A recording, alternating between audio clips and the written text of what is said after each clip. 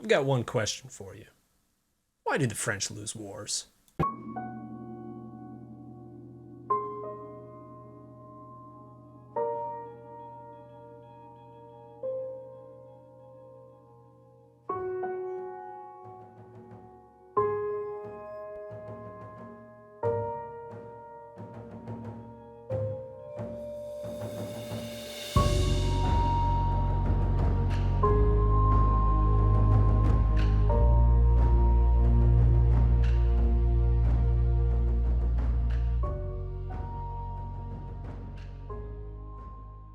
A couple of years ago now, I took a trip to Europe where I was accompanied by some other people that were also taking online classes at the university that sponsored my trip, and so on and so on.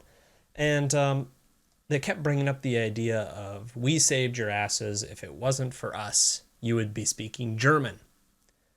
And while at the time I couldn't more than agree with them, as I look back on it, it's a little bit strange being an American. And in today's episode, I want to take a look at French wars, the major ones, mainly American Revolution. Then I'm going to skip the Napoleonic Wars. We're going to go to the Franco-Prussian. We'll go to World War One. We're going to go to World War Two. We're going to take a look at the French occupation of Vietnam. So let's take a look at the American independence. As an American, it is widely popular now to yell American pride. And I think it kind of gets pushed to the side, the fact that the U.S. probably doesn't get its independence in 1789 without the help of the French. Often just regarded as, oh, they helped us win the Battle of Yorktown. It's often ignored that they also supplied troops, they supplied ships, they supplied arms, they gave the American colonies money. They also pseudo provided an American general in the Revolution, Marquis de Lafayette. And without all of that, the American colonies probably don't get their independence in the First War and probably are a little bit closer to what Canada is to the British government today. All right, so let's take a look at some actual French wars. We're talking about French surrendering, French losing wars. Let's take a look at why they lose their own wars. So up first, I want to take a look at the Franco-Prussian. Now, there's a very strong reason why they lose this war. And if you compare the Prussians and now the North German Confederation against the French Republic, now led by a man named Napoleon III, image will pop up right there, there's a vast difference in leadership. The Franco-Prussian War is really the last war where you have royalty like Napoleon III leading troops in the field.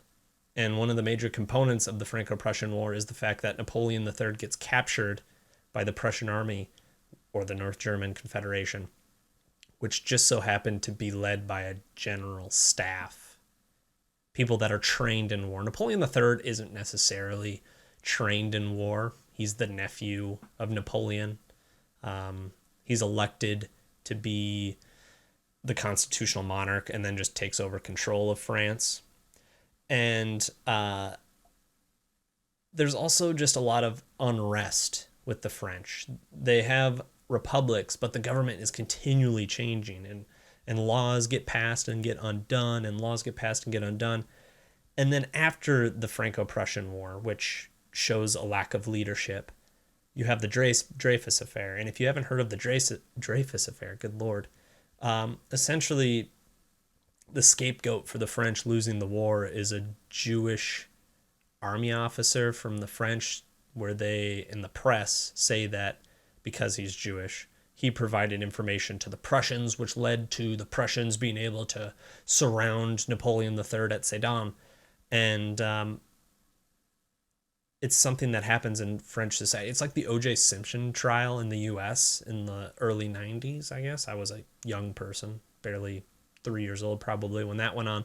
But it's a court case that lasted like 15 years. He gets imprisoned, he gets released, he gets imprisoned.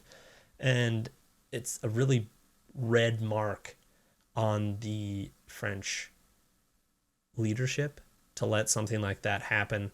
Now, it also kind of shows us what the press and the mood of the public can do to society.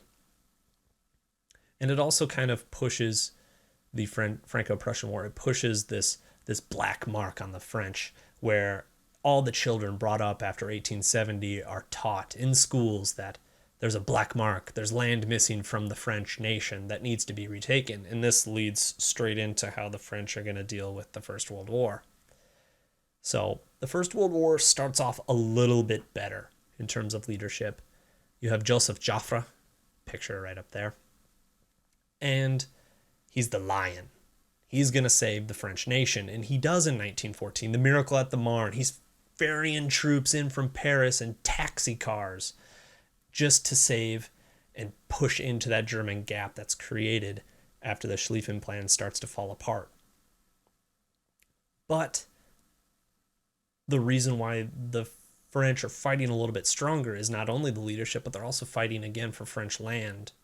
They still have multiple governments in this war. There's still that political unrest. But this time, the French people, their nation could literally be destroyed here. The German implications are to put France down forever. Now, after Joseph Joffre's military strategies kind of wane back a little bit, you have a new leader that comes in, and his name is Robert Nouvel. And his idea is to win a war by lightning strike. And at this point of the war, you've had Verdun, you've had the Somme, and those are just blood-taxing battles. And Nouvel comes in and says he's going to win the war in 30 days. And he's going to do it with a lightning strike attack on one specific point in the front. He's going to win it. And if he says, if this doesn't work within 30 days, I'll call off the offensive. And it doesn't work. Because the Germans are ready. It's a sign of weak leadership. After this, he doesn't call off the offensive. The French army goes into mutiny because they've gone through two massive bloodletting battles. And Robert Nouvel, is quickly removed and replaced. But this is a large chunk of the French population. I have the numbers written down here. Let me pull them up over on this side. The French male population in 1914 is 19 million. And I kind of equated it to U.S. male population today. The U.S. male population is 80 million. Now that's probably war-ready population. Of the 19 million, they mobilized 8.4 million. So that's 44% of the male population. So for the U.S., that would be 35.2 million. Now, if we take a look at total casualties, this is where it gets kind of interesting. Of that 8.4 total mobilized, they had 4.7 suffer casualties, 1.5 million dead, and 3.2 million wounded. So let's equate that to U.S. current numbers. 44 million total casualties. That's more than half, by the way. 14.5 million killed and 29 million wounded. 52% of mobilized population were killed or wounded, 18% were killed, and 4% of the total French population were killed. That is a ridiculous number. And you can see why, when it comes back around to the Second World War, why the idea of a strong defense and the line that's going to hold the Germans back doesn't really work. So when the Second World War starts, you have a reduced male population in France. They didn't want to fight another war of attrition. We've already listed those numbers. Were the French really ready to lose another 5 million men? Do they have 5 million men to lose at this stage, 30 years later? But the very worst part of this is that the French were led incorrectly. They're led very poorly. Like I've said, they've prepared for a static defense where after you see the German armies move through Poland very quickly, the French think that they can hold the Germans like they did in 1914 and just have a fight, a static war, bleed the Germans dry again, and we'll do it all over. They don't have the leadership to do it this time. Joseph Joffre in the First World War had held. He was strong. He did what he needed to get done. This time, you have Philippe Pétain, who in himself was the hero at Verdun for the French. But this time he concedes to the Germans, giving half of France to Germany, and Vichy France, the free part of France, becomes a German puppet. So again, you have weak leadership. The final conflict that I want to cover is the French action in Vietnam.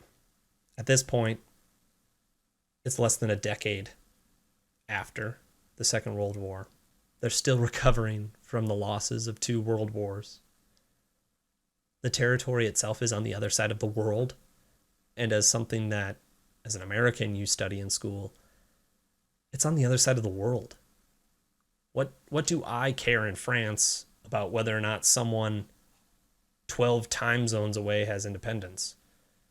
At that point of the world stage, it doesn't really matter anymore. Decolonization is happening in Africa in the 1950s. And like I said, the U.S. couldn't even, the U.S. took over for the French, and it still didn't work. So I hope you guys kind of get the point that I wanted to cover here. The French themselves aren't surrender monkeys, as it's often portrayed. A lot of times it just comes down to lack of leadership. And the French, after Napoleon, and after basically Joffre or Foch or Pétain in the First World War, it's just weak leadership. And a lot of times whoever has the best leadership wins these wars, if it's not down to industrial means, which is a large reason why the Allies win the Second World War. So let me know what you guys think down in the comments below. Could you provide a counter argument why the French surrender? I mean, they have a very good history of military excellence. It just so happens that they just get bad leadership. Let me know what you guys think. Any other topics you'd like to see me cover down below in the comments, make sure to shout them out.